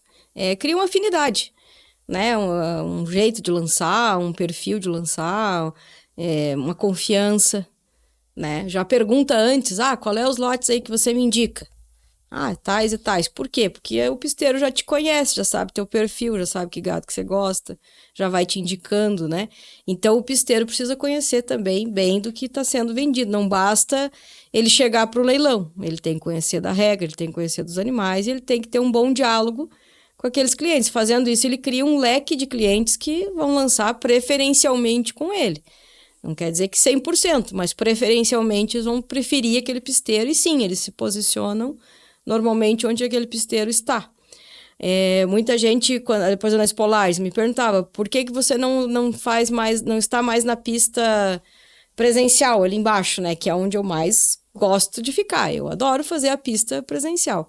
Mas com a mudança da estrutura da Camargo, na questão da transmissão, eu entendi que o meu lugar era nesse entremeio, onde eu também sou pisteira, nunca vou deixar de ser pisteira, mas eu tenho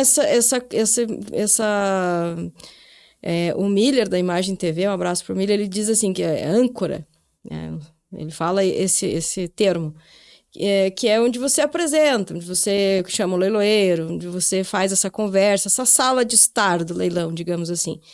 E isso criou uma identidade para Camargo, onde eu não posso mais sair dessa posição, porque a gente vai perder com isso. Não que eu não possa, mas vai perder.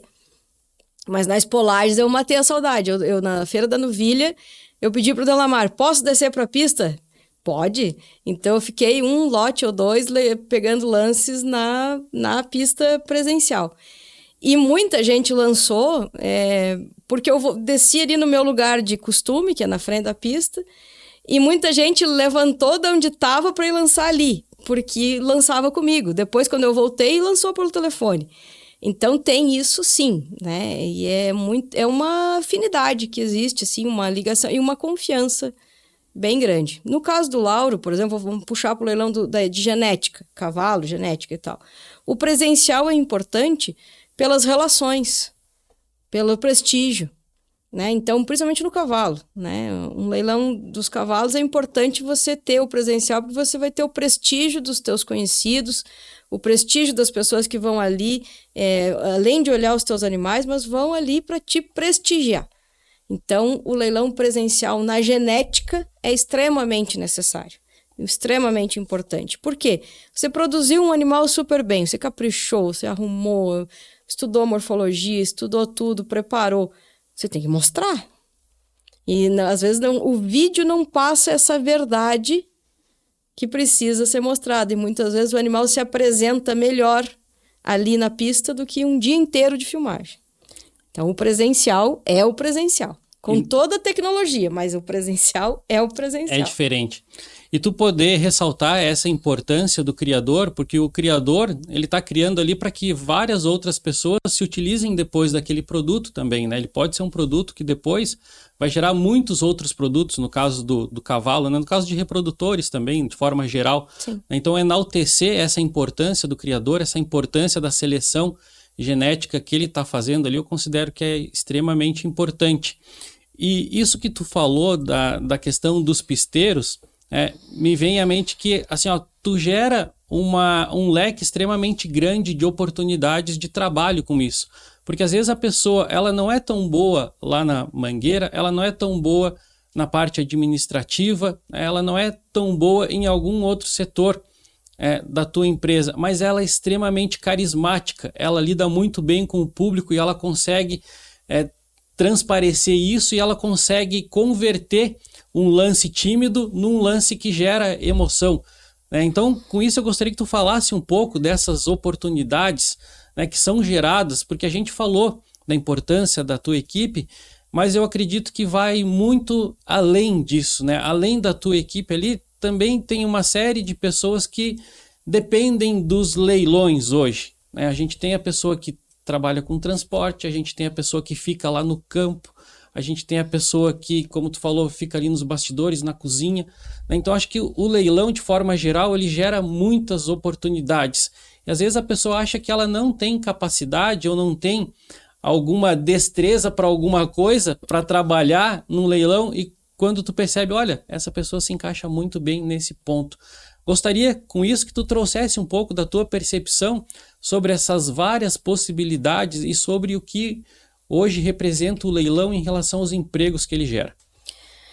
Os leilões, eles geram uma cadeia de empregos gigante, né? Desde lá da fazenda, né? De um preparador, de um tratador, de um campeiro, de um domador, até a equipe de escritório e para frente, né? Um tratador no confinamento, o freteiro, o veterinário, o fornecedor de ração. A cadeia é muito grande de empregos que são gerados dentro da pecuária, assim, da cadeia do gado. Dentro do escritório de leilões, eu digo assim, muitas vezes as pessoas me procuram para trabalhar na Camargo, querendo entrar já como pisteiro. O pisteiro é a última função que alguém vai exercer dentro da Camargo, porque para você ser pisteiro você tem que conhecer tudo, desde o recebimento, a parte, lançamento, cadastramento de lote, acerto financeiro, entrega, carregamento.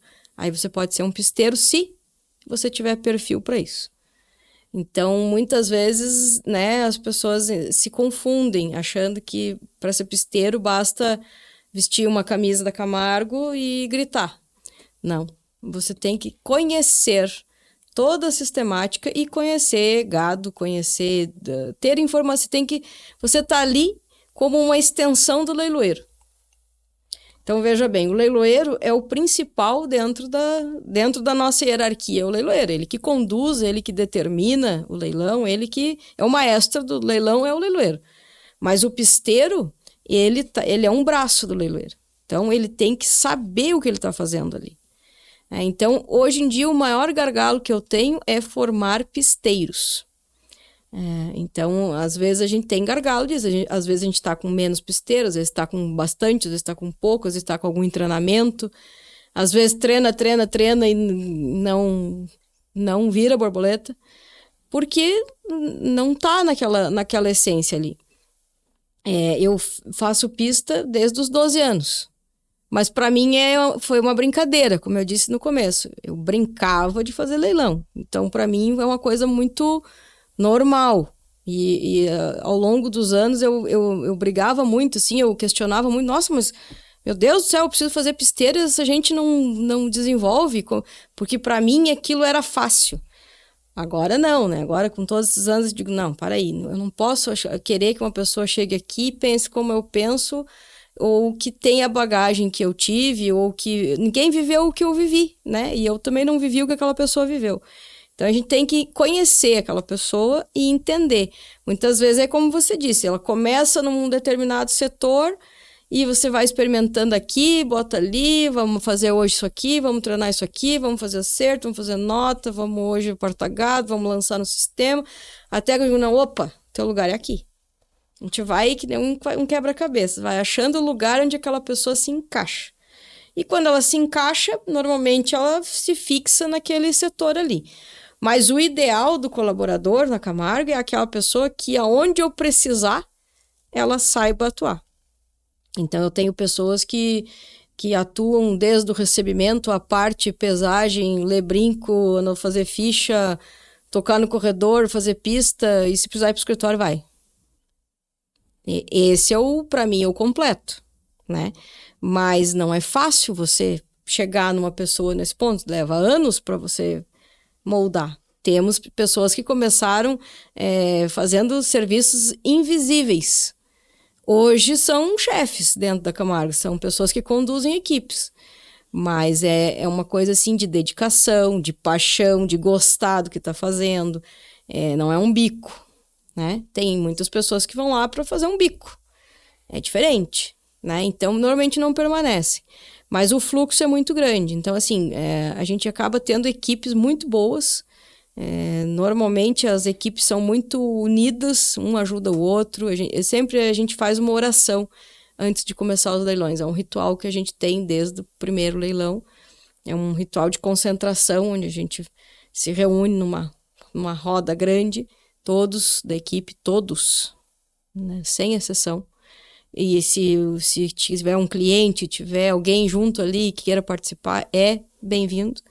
Onde ali a gente tem aquelas frases motivacionais, aquela frase de coragem, porque não pense você que é fácil fazer um leilão. Não, com certeza não é. Não pense que a gente entra lá, tá moleza. Não. Não pense que a gente não tem medo, não pense que a gente não fica nervoso, não pense que o coração não bate forte, não pense que é o peso da responsabilidade de estar vendendo o que não é teu, de estar faturando o que não é teu, de estar cuidando do que não é teu, não te pesa nos ombros, pesa e pesa muito. Então essa oração, esse ritual é muito importante, onde a equipe toda se une de mãos dadas e reza e todo mundo sai dali confiante. E eu sempre peço, espírito de equipe, se ajudem.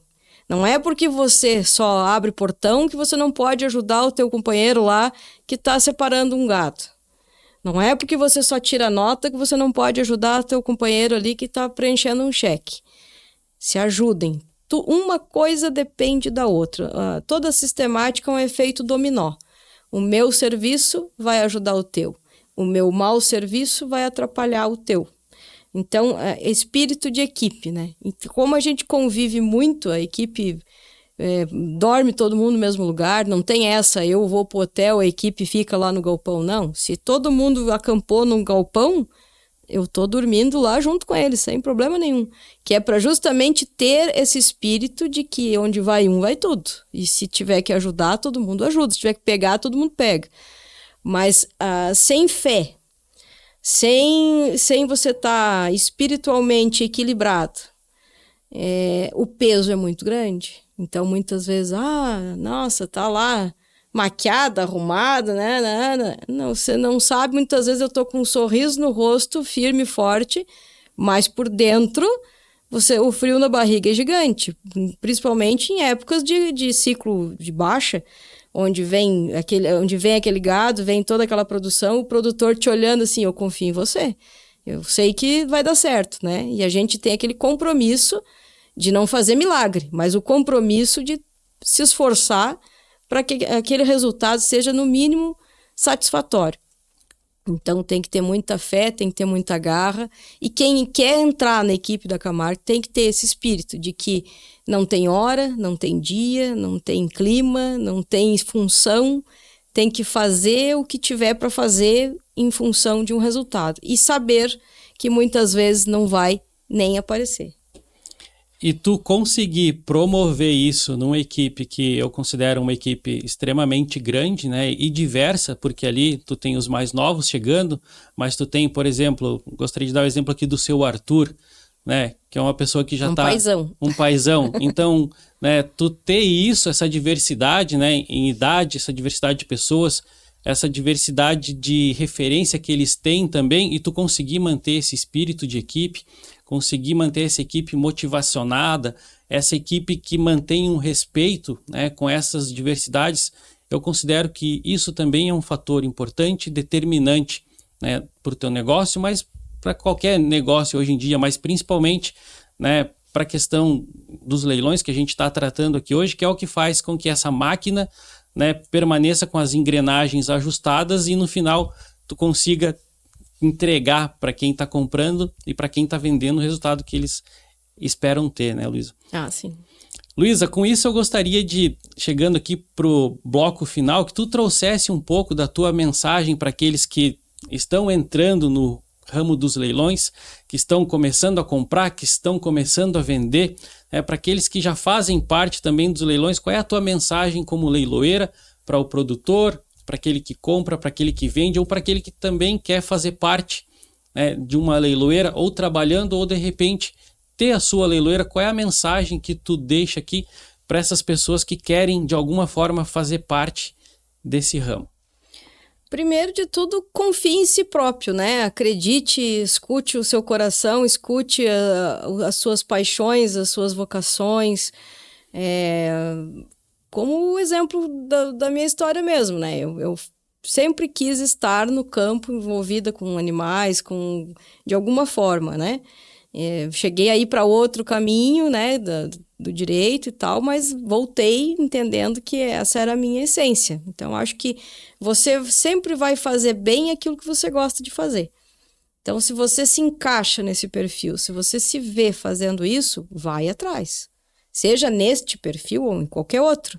Acredite naquilo que você tem vontade de fazer. Não se subestime, não ache que você não pode, que você não consegue, que não tem espaço. Espaço tem para todo mundo.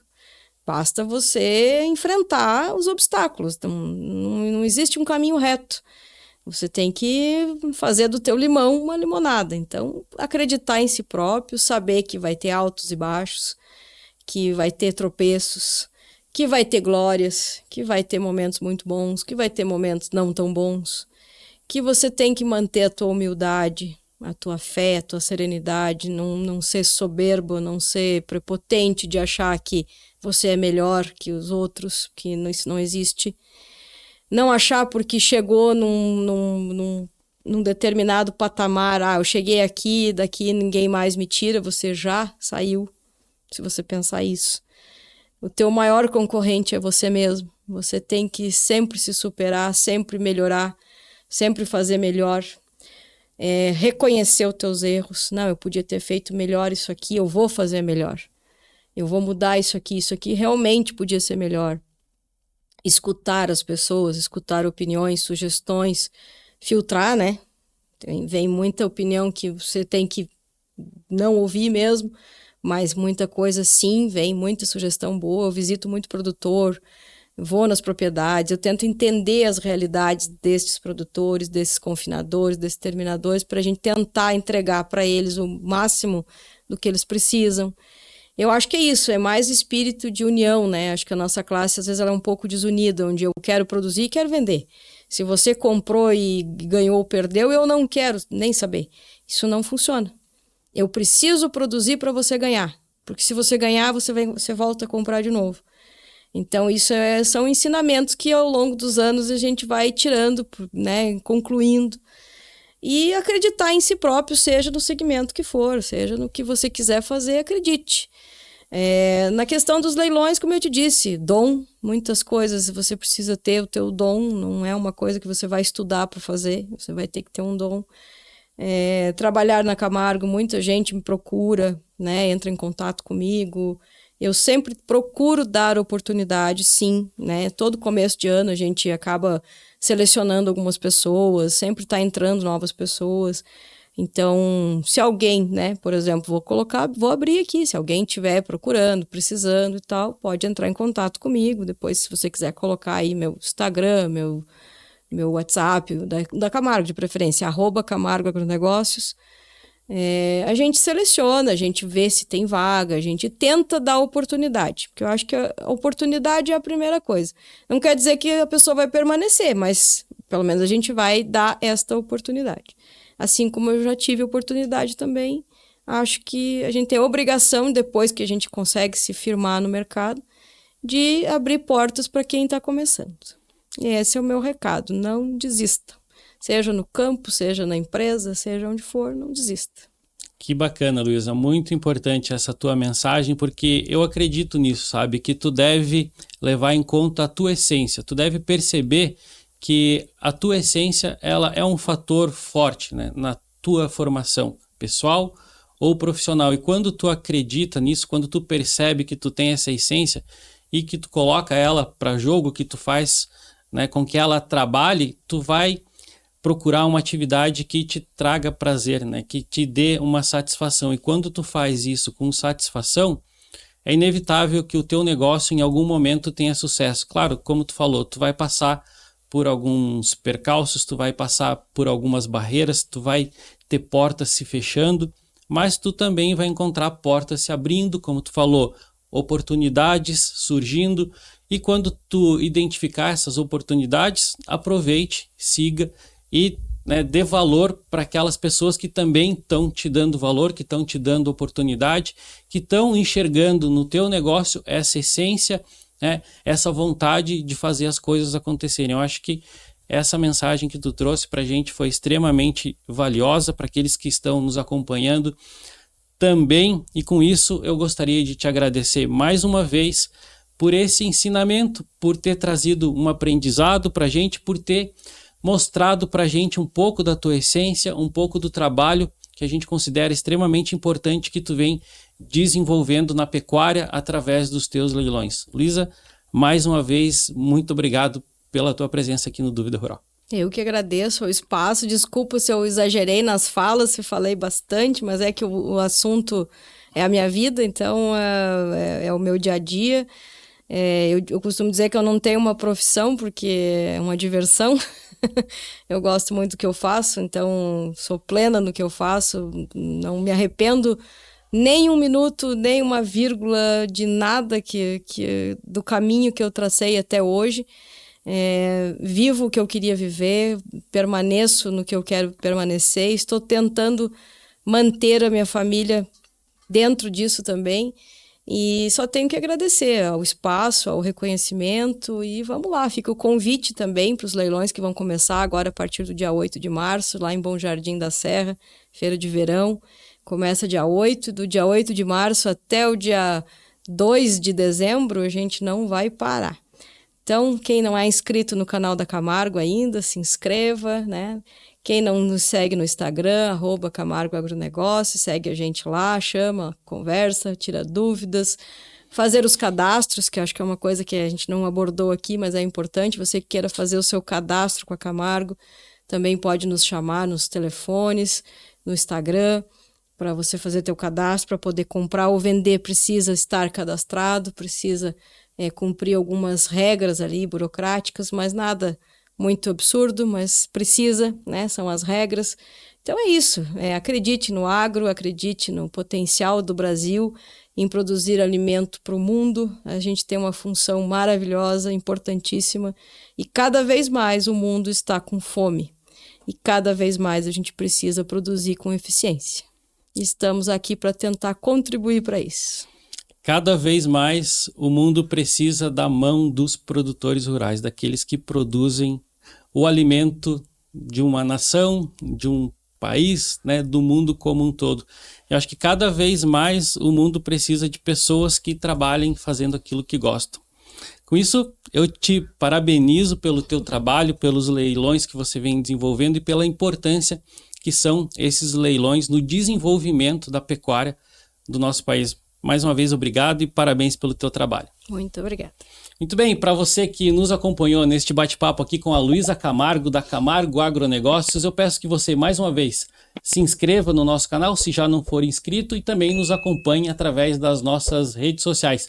Foi mais uma vez uma grande satisfação poder trazer um assunto de extrema relevância para a pecuária. Espero que você continue com a gente, esteja aqui para os próximos episódios. Um abraço e até breve.